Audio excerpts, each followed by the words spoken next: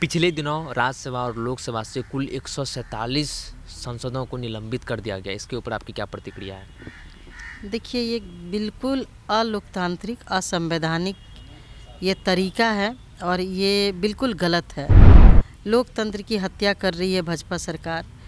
क्या ये सवाल करना गलत है? जो अति संवेदनशील, अति सुरक्षित स्थान लोकसभा, तो चुल्लू भर पानी में केंद्र सरकार को डूब के मर जाना चाहिए। जो रोजगार की बात करती है, वो पढ़े लिखे लोगों को नौकरी नहीं दे पा रही है। ये देश की जनता सब देख रही है और इसका हिसाब 2024 में निश्चित रूप से करेगी। नमस्कार, मेरा नाम सदन जी और आप देख रहे हैं न्यूज़ 24 और हमारे साथ बातचीत करने के लिए कांग्रेस विधायिका प्रतिमा कुमारी है। पिछले दिनों राज्यसभा और लोकसभा से कुल 147 सांसदों को निलंबित कर दिया गया। इसके ऊपर आपकी क्या प्रतिक्रिया है? देखिए, ये बिल्कुल अलोकतांत्रिक, असंवैधानिक ये तरीका है और ये बिल्कुल गलत है। लोकतंत्र की हत्या कर रही है भाजपा सरकार।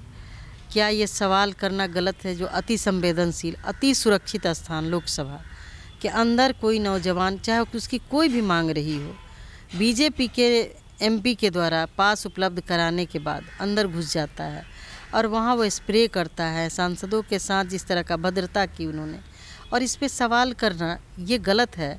तो फिर लोकतंत्र है कहाँ?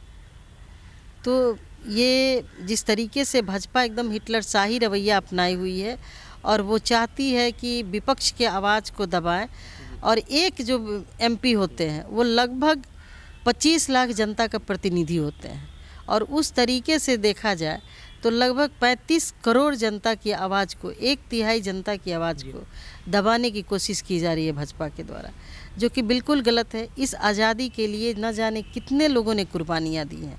सभी जाति धर्म के लोगों ने देश की एकता, अखंडता और देश की आज़ादी के लिए अपना सारा जीवन नछावर कर दिया, और उस लोकतंत्र को खतरे में डाल रही है भाजपा की सरकार। और सवाल करने पे माननीय सांसदों को अलोकतांत्रिक तरीके से बाहर किया जा रहा है। ये देश की जनता सब देख रही है और इसका हिसाब 2024 में निश्चित रूप से करेगी। इंडी गठबंधन की बैठक हुई दिल्ली में। इसमें नीतीश कुमार को संयोजक नहीं बनाया गया, तो वो बताया जा रहा है कि वो नाराज़ चल रहे हैं। तो आज राहुल गांधी से बातचीत हुई है, लंबी बातचीत हुई है। इसके कई सियासी मायने निकाले जा रहे हैं। इसके ऊपर आप क्या कहना चाहेंगे? देखिए, इंडिया गठबंधन की चौथी बैठक हुई और माननीय मुख्यमंत्री श्री नीतीश कुमार जी जिस तरीके से देश के विभिन्न प्रदेशों में जाकर के शीर्ष नेतृत्व से जो सेकुलर माइंडेड पार्टियां हैं उनको एकत्रित किया है, काबिले तारीफ़ है। और नाराज़गी की कहीं कोई बात नहीं है। बात तो अभी चल ही रही है, अभी और बैठकें होंगी। और संयोजक की जहाँ तक बात है, तो ये बड़े सभी दल के लोग मिल कर के इसका चुनाव करेंगे। अभी तो 4 ही बैठक हुई है, अभी और बैठकें होनी बाकी है। नाराज़गी की कहीं कोई बात नहीं है। माननीय मुख्यमंत्री जी ने भी कहा है कि मैं नाराज़ बिल्कुल नहीं हूँ। तो ये भाजपा के लोग इस तरह का र्यूमर उठाना और झूठ बोलना भाजपा की नेताओं की आदत बन गई है। जब से माननीय मुख्यमंत्री जी हमारे गठबंधन में आए हैं, इंडिया गठबंधन में आए हैं, तब से भाजपा के लोगों की रात की नींद और दिन का चैन ख़त्म हो गया। क्योंकि बीजेपी बिहार में कुछ भी नहीं है जदयू के बिना।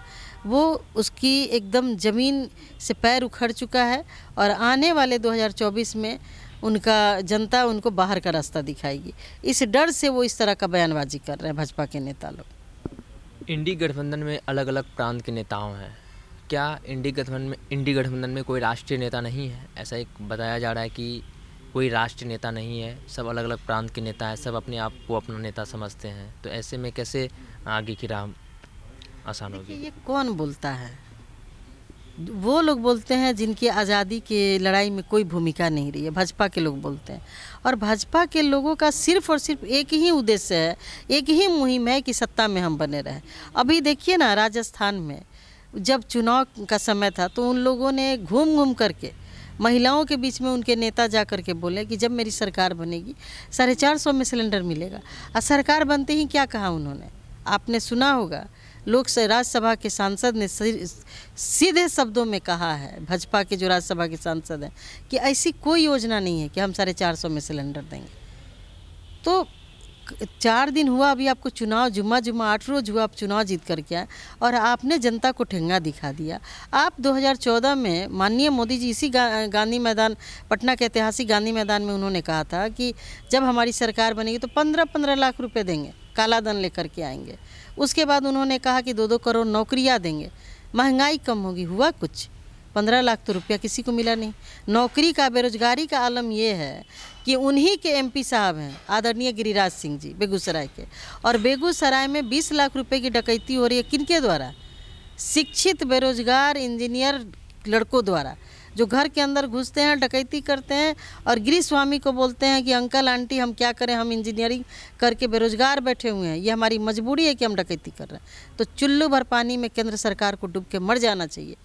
जो रोजगार की बात करती है, वो पढ़े लिखे लोगों को नौकरी नहीं दे पा रही है, वो इंडिया गठबंधन पे सवाल खड़ा करेगी? उसको सवाल करने का कोई अधिकार नहीं है। आप सुन रहे थे कांग्रेस विधायक प्रतिमा कुमारी को। अन्य खबर के लिए आप बने रहिए न्यूज़ 24 पर। मेरे सहयोगी आशुतोष सिंह के साथ मैं सदन जी, पटना।